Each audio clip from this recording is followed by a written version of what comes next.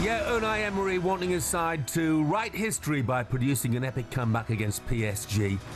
Coming back from a 2-goal deficit, by no means impossible. Teams have done it to progress 14 times, though PSG have won their last 13 away games in all competitions. They didn't play over the weekend either. They've had 6 clear days. The former Villa striker Gabi Agbonlahor remains positive. I think we've got a chance. I think it'll be very tough. I'm not going to be deluded, especially after being in PSG's home ground for the game. They are unbelievable, Andy. I was like, in the crowd, and I felt suffocated for the players watching. It was like everyone behind the ball, full-backs were flying forward, Mendes left-back scored a third goal. Whenever Villa won the ball, it was like, okay, everyone's back defending. You see what they've done to Man City as well, and Liverpool. Outstanding team. It's going to be very, very tough, mate. But Villa go out, if they do, no problem. Been an outstanding... yeah, but you don't want them to go out, now you? No, of course. No, you want to go through, but this is the best team I've seen this season. It'll be very, very tough. So worst case, we go out. Every Aston Villa fan will stay to the end and give these players and manager the biggest round of applause. Joining us for more on this now, European football expert Kevin Hatchard. Morning, Kev. Good morning, Kev. Morning, guys. How are we? Yeah, very good, thanks, mate. Look, brilliant, Kev. Villa have been great at home this season. PSG, that's an amazing stat, isn't it? They've won 13 away games on the bounce in all competitions. Do PSG have any obvious weaknesses, Kev? Well, I think the real weakness they've had, and it's run all the way through the season, is probably a lack of a clinical edge at attack. Now, that seems crazy when you think Dembele scored better than a goal a game in 2025. They've got Barcola, they've got Kvaratskhelia. But certainly earlier in the season, when they were in danger of not actually making it out of the league phase in the Champions League, that was the issue. They were dominating games, they were playing well, and they weren't scoring goals. That's the thing that's changed of late. But you know, even in that first leg, they missed some opportunities. We certainly saw that against Liverpool, didn't we, in that first leg? They completely dominated that game. Alisson had the game of his life, and they really should have put that away, but they lost. So, and the other thing I think here as well is if you tie in last season, where they played Dortmund in the semis, absolutely should have gone through. They should have battered Dortmund. They were the better team across the 2 legs, but they hit the frame of the goal 6 times, and they missed lots of chances. So if Villa can get the first goal, that might just put a seed of doubt in there and get them looking at each other. But look, they're a very, very good side these days. I've got to say, Kev, I mean, I was in the stadium in Paris for both games against Liverpool and indeed Villa, and they just look the real deal to me. We always talk about, or we talk often about timing, particularly in tournaments, and I just think they're hitting top form at the right time. I mean, the boys in the middle of the park, the possession of the ball they have with Neves, Vitinha, Ruiz. But do you know what goes relatively unmentioned, Kev? We talk about the front 3, tremendous skill. I think they might have the 2 best fullbacks in the world, mate. Yeah, I think Nuno Mendes has really improved. I think we always knew at Sporting that he was an explosive fullback, really good player, but I think he's really come on. And I think the development of Hakimi is fascinating because working with Antonio Conte at Inter in that title-winning team, I think, was the making of him.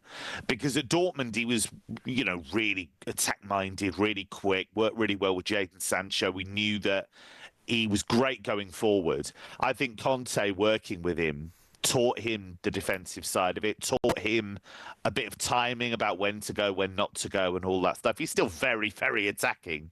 But yeah, they're a real threat. And when you've got that front 3, those fullbacks flying forwards, I think William Pacho's been a really good signing for them. He was phenomenal in the season that he spent with Eintracht Frankfurt.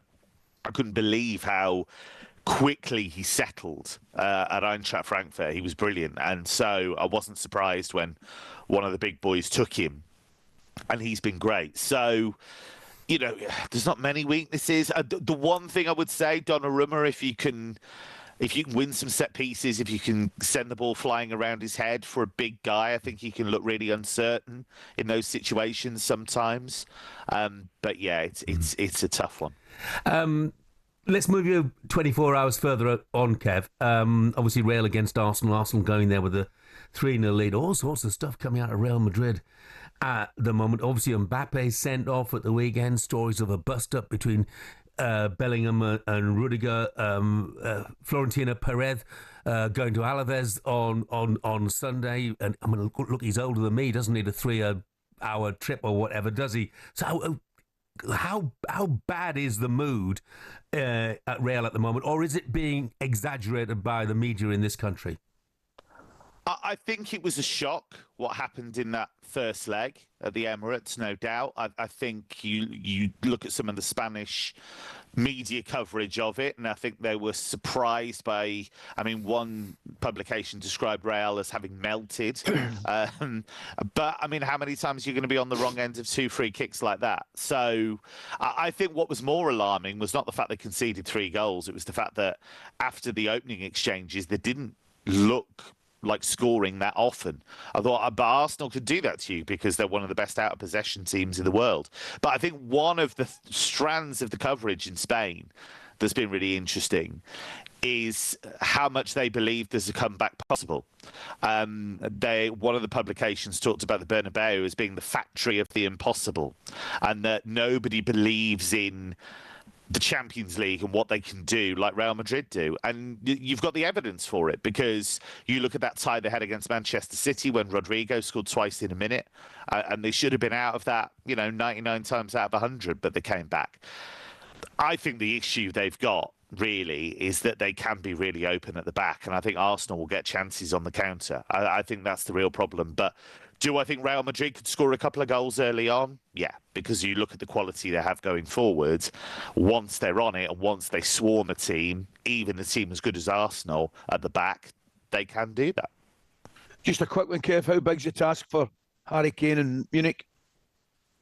It's big because I think Inter are a fantastic team. I think they're so cohesive, so well organised, so well coached. But he has had big games in the last couple of big chances. In the last couple of games. I did the Klassiker in Germany at the weekend, and he had a couple of chances that he'd normally snap up, and he didn't. I think Bayern will make chances. They've got to be so clinical on the night, because Inter, I think, are one of the best teams in it. I think they're really, really well balanced. They've got the defensive side, but they also have that front too. Kev promises to be an absolutely fantastic week. Enjoy it. Enjoy, mate. Cheers, guys. Ben from Birmingham's given us his view tonight. He said, boys, anyone can be beaten at Villa Park. The place will be bouncing. We have the best goalkeeper in the world and the second most successful manager in European knockout games. Watch this space. Talking of watching spaces, coming up, could we see Ali McCoist heading to space? He's gone pretty much everywhere else. I suppose if there's a game going on, we'll find out next. That's what we do here at talkSPORT. We make the news and we break the news. talkSPORT Breakfast, waking you up Monday to Friday morning from 6 a.m. on AM, on DAB, via the talkSPORT app and on your smart speaker. talkSPORT.